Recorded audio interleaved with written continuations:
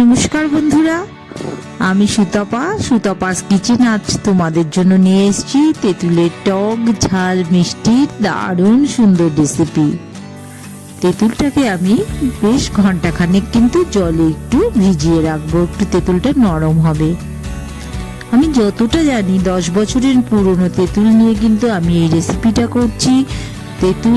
পুরনো তেঁতুল কফ কিংবা বুকের যে শ্লেষ্মা জমে থাকে সেই শ্লেষ্মাটাকে কিন্তু দূর করে, আমার যতটা জানা আছে তাই আমি একটু তোমাদের জানালাম। তেঁতুলটাকে কিন্তু আমি জলে কিন্তু ভিজিয়ে রাখছি ঘন্টাখানেক। একটু ভালো করে হাত দিয়ে কিন্তু আমি চটকে নিচ্ছি।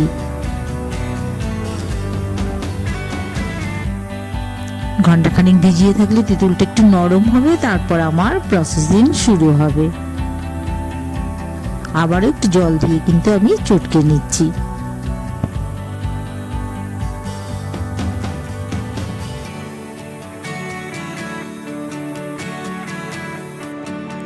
এদিকে দেখো শুকনো লঙ্কা, সাদা জিরে, মৌরি আর একটু পাঁচফোড়ন নিয়ে নিলাম।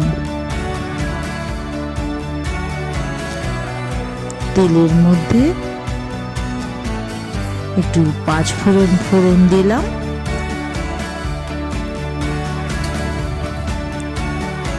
তেঁতুলটাকে কিন্তু আমি একটু বয়েল করে নেব, যতটা পারি। তেঁতুলটাতে অনেকগুলো পুরোনো তেঁতুল নরম একটু করে নেব, তার জন্য কিন্তু আমি তেলের মধ্যে ফোড়ন দিয়ে তেঁতুলটাকে নরম করে নিচ্ছি।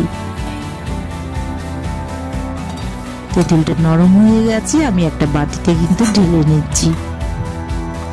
একদম নরম হয়ে গেছে তেঁতুলটা। এবার আমি শুকনো খোলায় শুকনো লঙ্কা,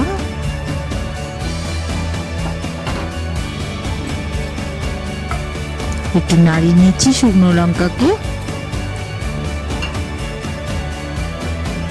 এই যে পাঁচফোড়ন আর একটু সাদা জিরে, একটু মৌরিও মেশানো আছে, এটাকে কিন্তু আমি একটু নাড়িয়ে নিচ্ছি।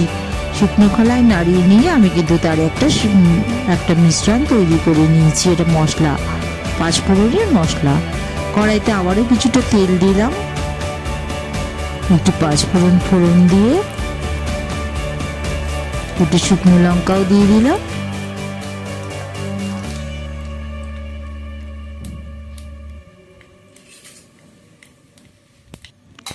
ফোড়নের কিন্তু বেশ সুন্দর গন্ধ বেরোচ্ছে। তখন আমি কিন্তু তেঁতুলটাকে ফোড়নের মধ্যে দিয়ে দিলাম। এটা কিন্তু বয়েলড তেঁতুল আছে, যাতে আর কোনো এক্সেস কোনো ওয়াটার মানে জল মিশে না থাকে, তাহলে কিন্তু কি হবে, প্রিজারভেটিং এর জন্য অনেক বেশি সুবিধে হয়। তেঁতুলটাকে আমি কিন্তু বয়েলড করে ভালো করে শুকনো করে নিয়েছি, নরমও হয়েছে, কিন্তু এক্সেস কোনো জল নেই তেঁতুলের মধ্যে। এবার এই ফোড়নের মধ্যে তেঁতুলটাকে আমি একটু নাড়িয়ে চাড়িয়ে নিচ্ছি। তেঁতুলটার কিন্তু দেখো জল কিন্তু বেশি নেই, একটু শুকনো শুকনো হয়ে আছে তেঁতুলটা। একটু পরিমাণ মতন হাফ চামচের মতন লবণ দিয়ে দিলাম।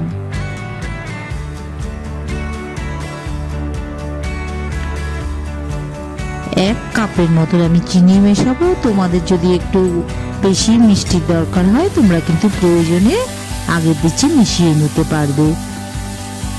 আমি খুব মিষ্টি করছি না, মিডিওকার মিষ্টি করছি, তাই কিন্তু আমি 1 কাপ মতন মিষ্টি মিশিয়ে নিলাম। হাফ চামচ মতন আবারও লবণ মেশালাম। এই যে ভাজা মশলাটা করে রেখেছিলাম পাঁচফোড়নের মশলাটা, সেটা কিন্তু 1 চামচ আমি মিশিয়ে দিচ্ছি।